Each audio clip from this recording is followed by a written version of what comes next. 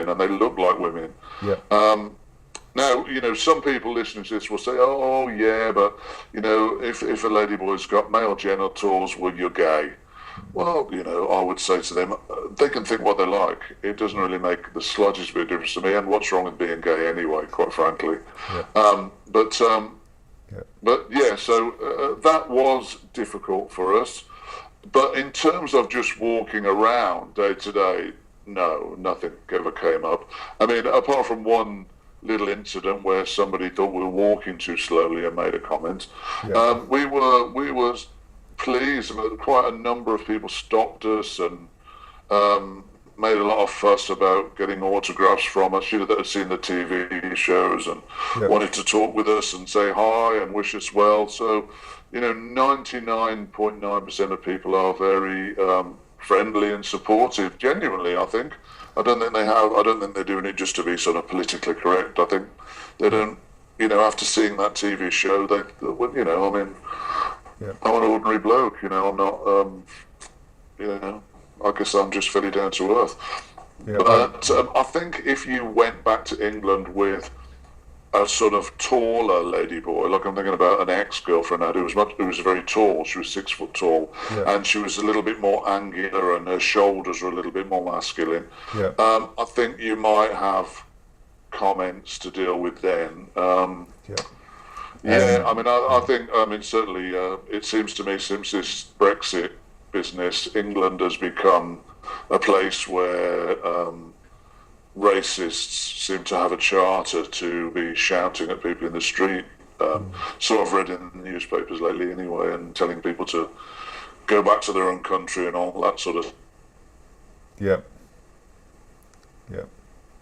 So you've just cut out there, mate. You there, buddy?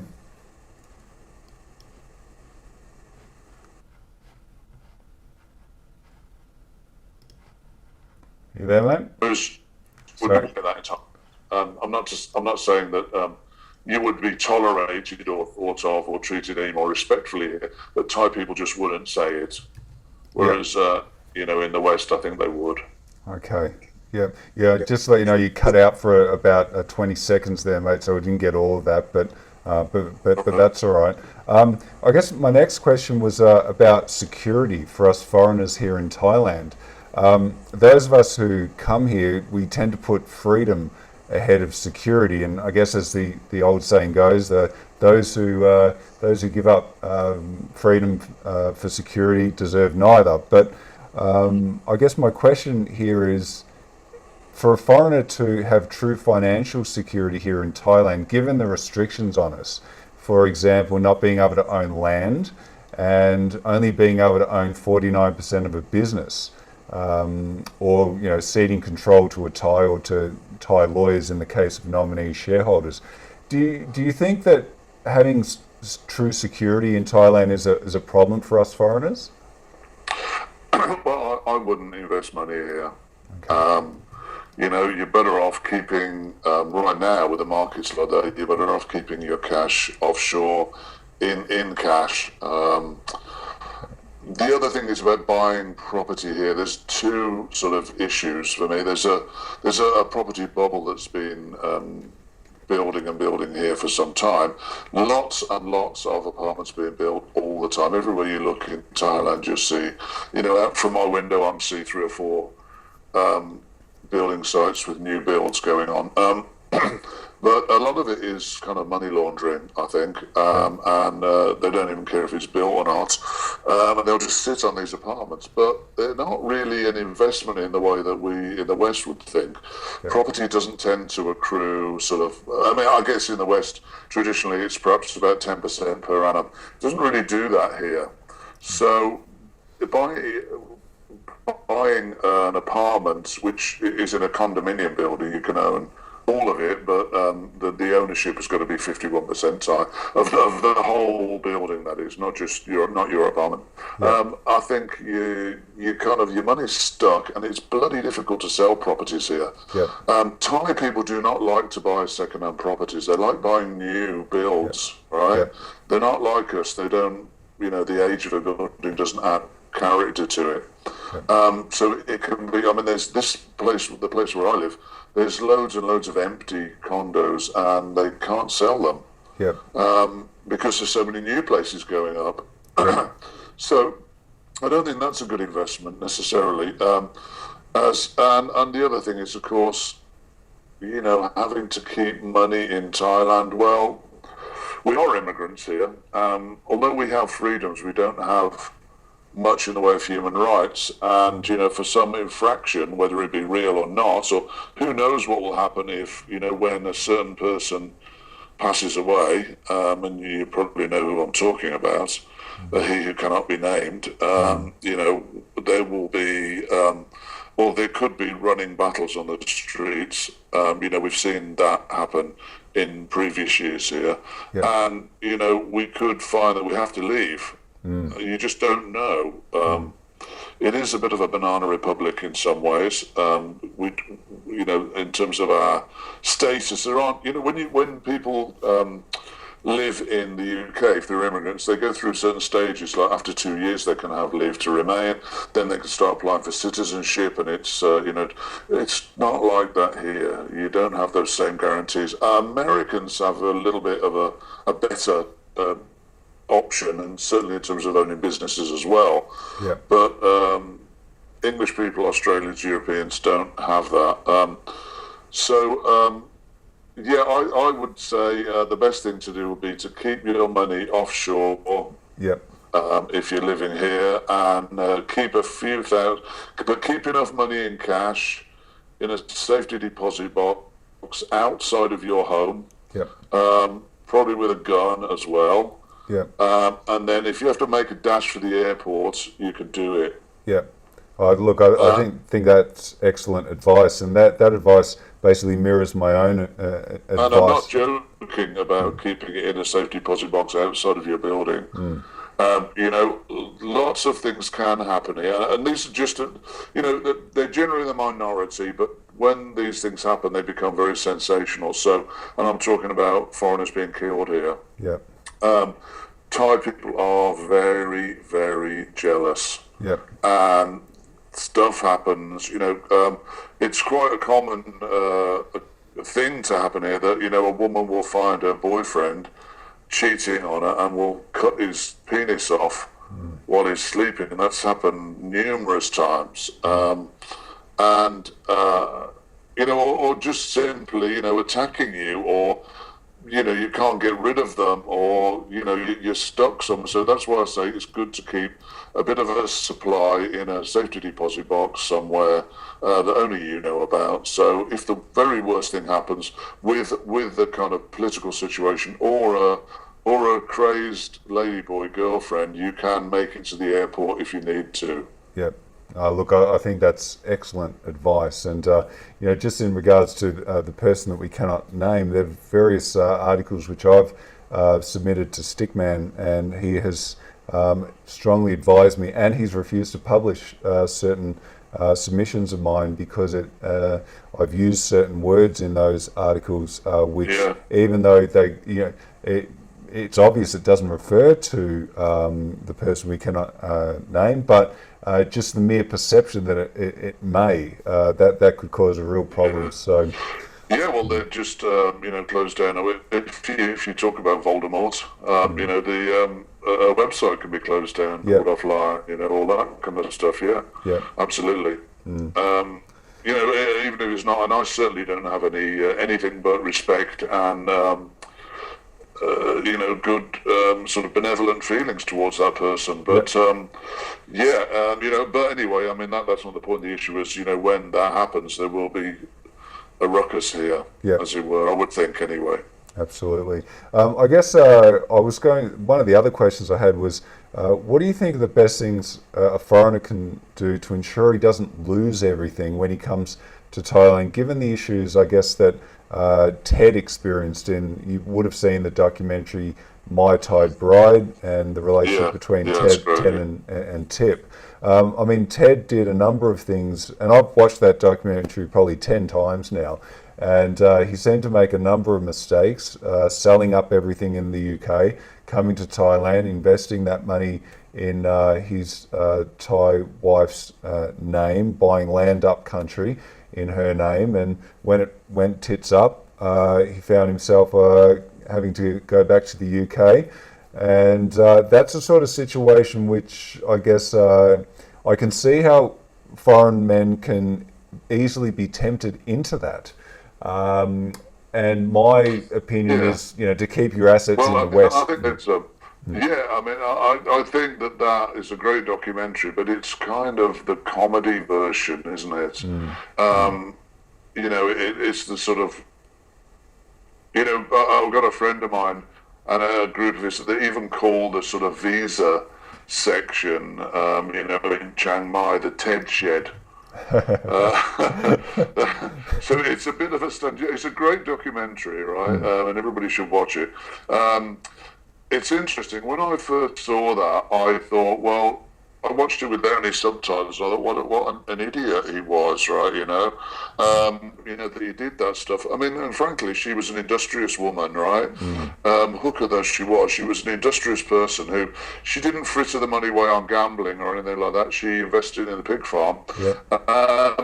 And he was just a bit of a lazy twat that didn't want to do anything. He wanted to hang around the village, drink beer all day. I mean, every piece of footage with him in that, he's got a large Leo on the go.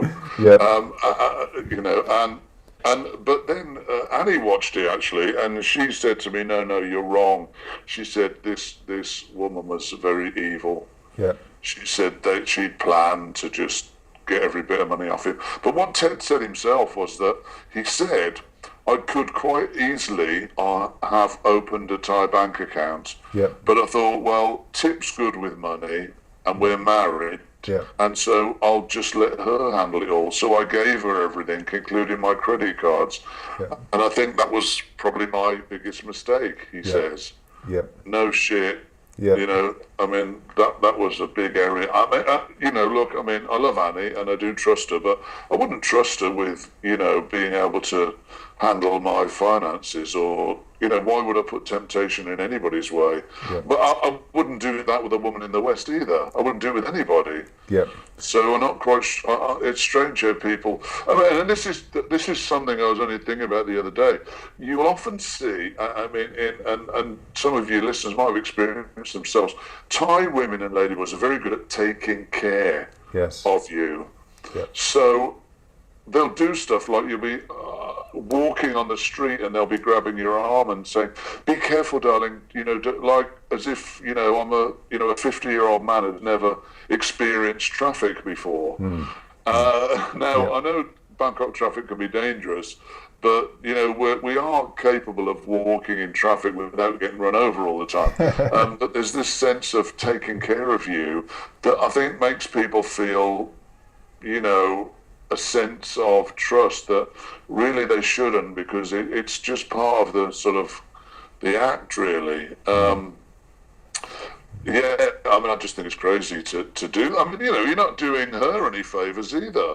I mean, by all means, if you're aware of all the risks and you still want to invest your money in a pig farm, by all means, go ahead and do it. But like I said, that was the comedy version of it. The real story of that is much more sinister. I mean, there was the guy, wasn't there, that was living up in Isan, and he spent a huge amount of money, all his savings, and bought a house. And then after about a year of living there, he discovered that his darling wife had sold the property out from under him, because of course it was in her name. She just sold it to somebody else. And when he discovered that, he threw her out. And apparently she was living in a sort of gazebo in a garden with her Thai boyfriend. And then, he told his friends, my days are numbered, they're going to get me. And sure enough, within a matter of a week or something, he was found dead. I mean, killed him. You just can't make this sort of stuff up. And I guess just a bit of background on some of my interests. I've had a long-held interest on the subjects of investing, And I've looked at the situation on how to invest over here in Thailand with a degree of security to ensure that I can get my money back. And I haven't found a way to win the game. Something interesting that a foreigner told me, I met up with him recently. He's actually an Australian, and he's been coming over here, making these trips to Thailand. He said something fascinating to me. He said, Jarod, there's only one person I know who's ever taken money out of Thailand. And you know how he did it? And I said, how did he do it? He goes, he bought an index fund of the Thai stock market. And that's the only foreigner I've ever known who's made money over here and taken it out instead of spending money over here and leaving the money in Thailand. And I thought, that really is fascinating. If that's the only way to win the game, then you could own the index fund from back in the Western world. It just owns the Thai index. You can open accounts like that via Vanguard and various other providers of index funds.